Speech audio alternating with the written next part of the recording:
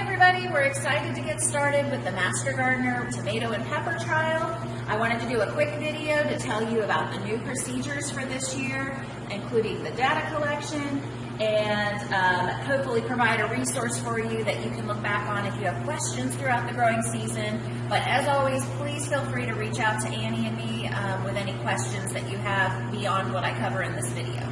When you come to pick up your tomato and pepper plants, we're going to give you a packet. In that packet, you will find procedures for the veggie trial this year, including cultural care for tomatoes, for peppers. We are following recommendations from the Kansas Garden Guide, so you can always access that online if you have questions, but we have some basic care requirements in this packet that you'll be getting as well. We also have procedures for data collection. This year we are doing data collection differently. It's all going to be on a hard copy. I'm going to go over that in just a second, but you will find details of how that's going to be done in this packet. All right? Another thing that you will find in your packet is this general trial information sheet. This sheet is what you are going to complete when you are planting your tomatoes and peppers. You're only going to do this one time, and once you complete these questions, you will send them into our email. Okay, so things like, how did you prepare your plot for planting? What kind of amendments did you put in it?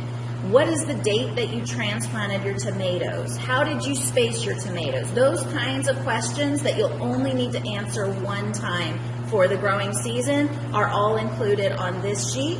And you'll see at the bottom, we have my contact information. There's the email. If you would like to scan a photo, you can take a photo of this page, or you can scan it and email it in, or fold it up, stick it in an envelope, and mail it to us directly. Either way is fine.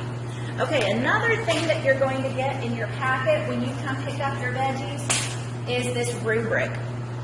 And this rubric is to help guide you when you're doing your data collection. So every month we are asking for you to do an evaluation of your tomato and pepper plants. Now, to make it easy, we've set it at August 1st, September 1st, and October 1st. Those are your 3 data collection dates. Now, if you're on vacation or you forget or something like that and you have to do it August 2nd or August 4th, that's okay too. Just make sure you are going to record that information so we know roughly what time you took your data. So, you will be getting in your packet for August, you will have your monthly data collection sheets. So if you are doing all 3 veggies, you will have 3 monthly data sheets for August. Okay? You'll also be getting your monthly data sheets for September.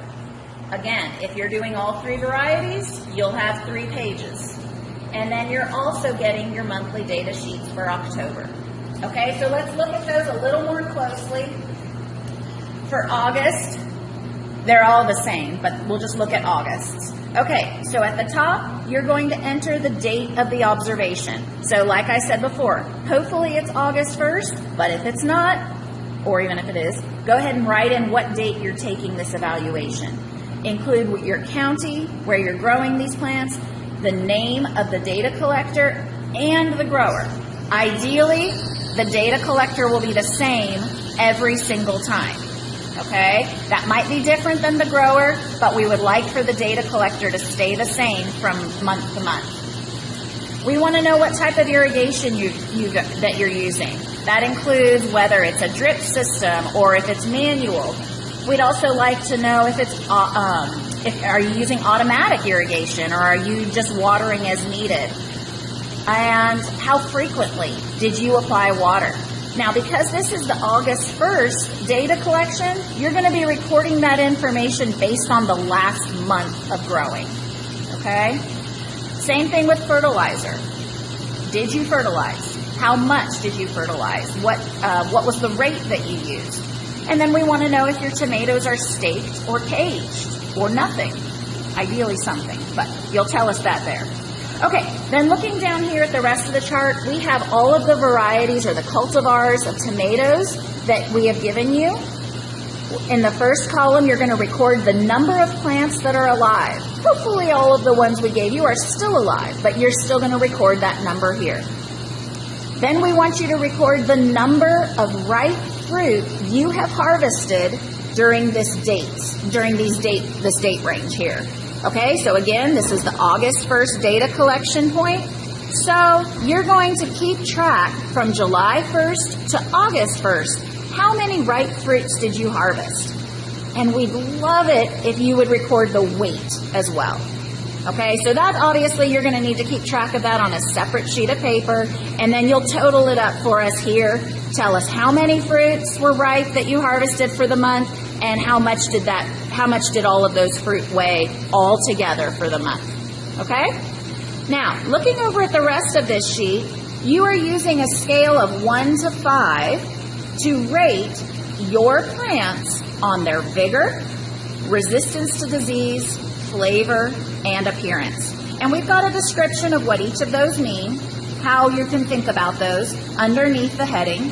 And again, you'll use a rating scale of 1 to 5. So 1 being poor, 2 is fair, 3 is acceptable, 4 is good, and 5 would be outstanding.